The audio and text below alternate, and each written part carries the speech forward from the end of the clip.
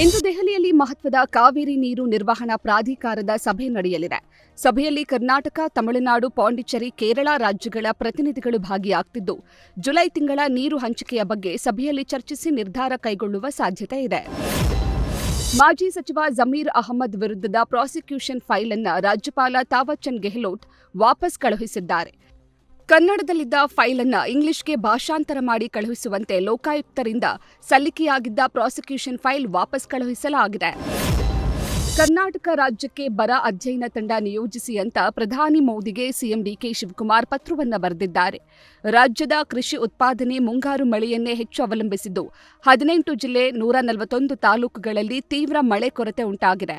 L ನೀನೋ ಪರಿಣಾಮದಿಂದಾಗಿ ರಾಜ್ಯದಲ್ಲಿ 30% ಮಳೆ ಕೊರತೆಯಾಗಿದ್ದು, ರಾಜ್ಯದಲ್ಲಿನ ಬರ ಪರಿಸ್ಥಿತಿ ಅಧ್ಯಯನಕ್ಕೆ ಕೇಂದ್ರ ಸರ್ಕಾರ ತಂಡ ನಿಯೋಜಿಸಬೇಕು ಅಂತ ಸಿಎಂ ಡಿಕೆ ಶಿವಕುಮಾರ್ ಮನವಿ ಮಾಡಿದ್ದಾರೆ. ನೆರೆಯ ರಾಜ್ಯ ಆಂಧ್ರಪ್ರದೇಶದ ಕಡಪ ಜಿಲ್ಲೆಯಲ್ಲಿ ಮತ್ತೆ ಕೊರೋನಾ ಆತಂಕ ಶುರುವಾಗಿದ್ದು, ತುಮಕೂರಿನ ಪಾವಗಡದಲ್ಲಿ ಕೋವಿಡ್ ಮುಂಜಾಗ್ರತಾ ಕ್ರಮ ಕೈಗೊಳ್ಳಲು ಜಿಲ್ಲಾಧಿಕಾರಿ ಶುಭ ಕಲ್ಯಾಣ್ ಸೂಚನೆ ನೀಡಿದ್ದಾರೆ. ಆಂಧ್ರಪ್ರದೇಶಕ್ಕೆ ಗಡಿಭಾಗ ಪಾವಗಡದಲ್ಲಿ ತುರ್ತು ಸಭೆ ನಡೆಸಿ ಆರೋಗ್ಯ ಇಲಾಖೆಗೆ ಕಟ್ಟೆಚ್ಚರ ವಹಿಸಲು ಡಿಸಿ ನಿರ್ದೇಶನ ನೀಡಿದ್ದಾರೆ. ಬಾಗಲಕೋಟೆಯ ಕಲಾದಗಿ ಗ್ರಾಮಕ್ಕೆ ಆರ್ಎಸ್ಎಸ್ ಮುಖ್ಯಸ್ಥ ಮೋಹನ್ ಭಾಗವತ್ ಭೇಟಿ ನೀಡಿದ್ರು. ಬೆಳಗಾವಿಯಿಂದ ವಿಜಯಪುರಕ್ಕೆ ಪ್ರಯಾಣಿಸುವ ವೇಳೆ ಡಾಕ್ಟರ್ ಪ್ರವೀಣ ಭಜಂತ್ರಿ ಎನ್ನುವವರ ಮನೆಗೆ ಆಗಮಿಸಿದ್ದು, ಕಾಲು ನೋವಿನಿಂದ ಬಳಲುತ್ತಿರುವ ಮೋಹನ್ ಭಾಗವತ್ ಮನೆಯಲ್ಲೇ ವಿಶ್ರಾಂತಿ ಪಡೆದಿದ್ದಾರೆ.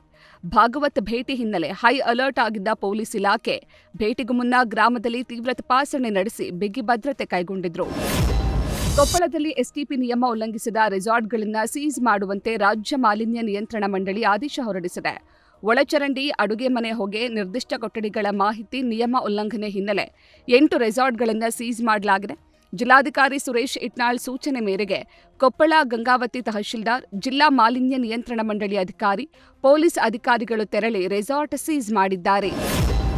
ಕೆಆರ್ಎಸ್ ಡ್ಯಾಂನಿಂದ ನಾಲೆಗಳಿಗೆ ನೀರು ಬಿಡುವಂತೆ ಆಗ್ರಹಿಸಿ ರೈತ ಸಂಘ ಅಹೋರಾತ್ರಿ ಧರಣಿ ನಡೆಸಿದೆ.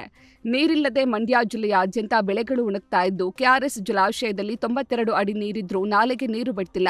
ಇದರಿಂದ ಡ್ಯಾಂನಿಂದ ನಾಲೆಗೆ ನೀರು ಹರಿಸುವವರೆಗೂ ಪ್ರತಿಭಟನೆ ನಡೆಸೋಕೆ ರೈತ ಸಂಘ ನಿರ್ಧರಿಸಿದ್ದು, ಕೆಆರ್ಎಸ್ನಲ್ಲೇ ಧರಣಿ ಸ್ಥಳದಲ್ಲಿ ಪ್ರತಿಭಟನಾಕಾರರು ಭಜನೆ ಮಾಡಿದ್ದಾರೆ.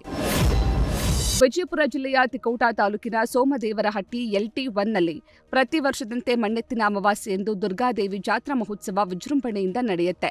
2 ದಿನಗಳ ಕಾಲ ನಡೆಯುವ ಜಾತ್ರೆಯಲ್ಲಿ ರಾಜ್ಯದ ವಿವಿಧ ಜಿಲ್ಲೆಯ ಜನಪ್ರತಿನಿಧಿಗಳು ಸೇರಿದಂತೆ ಮಹಾರಾಷ್ಟ್ರ, ಗೋವಾ ರಾಜ್ಯದ ಪ್ರಭಾವಿ ನಾಯಕರು ಇಲ್ಲಿಗೆ ಆಗಮಿಸಿ ದೇವಿಯ ದರ್ಶನವನ್ನ ಪಡೆಯುತ್ತಾರೆ. ಕಲಬುರಗಿ ಕೇಂದ್ರ ಕಾರಾಗೃಹದಿಂದ ಪರಾರಿಯಾದ ಅಪರಾಧಿಗಳ ಪೈಕಿ ಓರ್ವನನ್ನ ಹುಮ್ನಾಬಾದ್ ಪೊಲೀಸರು ಬಂಧಿಸಿದ್ದಾರೆ. ಬೀದರ್ನ ಸಂತಾಪುರ ಪೊಲೀಸ್ ಠಾಣೆಯಲ್ಲಿ ದಾಖಲಾಗಿದ್ದ ಪ್ರಕರಣ ಸಂಬಂಧ ಜೈಲು ಶಿಕ್ಷೆ ಅನುಭವಿಸ್ತಾ ಇದ್ದ ಅಪರಾಧಿ ಸಂತೋಷ್ ಮೊನ್ನೆ ಮಧ್ಯರಾತ್ರಿ ಕಲಬುರಗಿ ಕೇಂದ್ರ ಕಾರಾಗೃಹದಿಂದ ನಾಪತ್ತೆಯಾಗಿದ್ದ. ಸಾರಿಗೆ ಬಸ್ನಲ್ಲಿ ಕಲಬುರಗಿ ಕಡೆಯಿಂದ ಬೀದರ್ ಕಡೆಗೆ ಪ್ರಯಾಣಿಸ್ತಾ ಇದ್ದ ಸಂತೋಷ್ನನ್ನ ಹುಮ್ನಾಬಾದ್ ಆರ್ಟಿಒ ಸರ್ಕಲ್ ಬಳಿ ಹಿಡಿದು ಕಲಬುರಗಿ ಪೊಲೀಸರಿಗೊಪ್ಪಿಸಲಾಗಿದೆ. ಬೀದರ್ ಜಿಲ್ಲೆಯಲ್ಲಿ ನಡೆದ ರಾಷ್ಟ್ರೀಯ ಬೃಹತ್ ಲೋಕ ಅದಾಲತ್ನಲ್ಲಿ ಸಾರ್ವಜನಿಕರಿಂದ ಉತ್ತಮ ಸ್ಪಂದನೆ ದೊರೆತಿದ್ದು, ಜಿಲ್ಲೆಯ ವಿವಿಧ ನ್ಯಾಯಾಲಯಗಳಲ್ಲಿ ಬಾಕಿ ಹಾಗೂ ವ್ಯಾಜ್ಯಪೂರ್ವ ಸೇರಿ ಒಟ್ಟು 74,056 ಪ್ರಕರಣಗಳನ್ನು ಇತ್ಯರ್ಥಗೊಳಿಸಲಾಗಿದೆ. ಕಕ್ಷಿದಾರರಿಗೆ 43 ಕೋಟಿ 28 ಲಕ್ಷ ರೂಪಾಯಿಗೂ ಅಧಿಕ ಪರಿಹಾರ ದೊರೆತಿದೆ.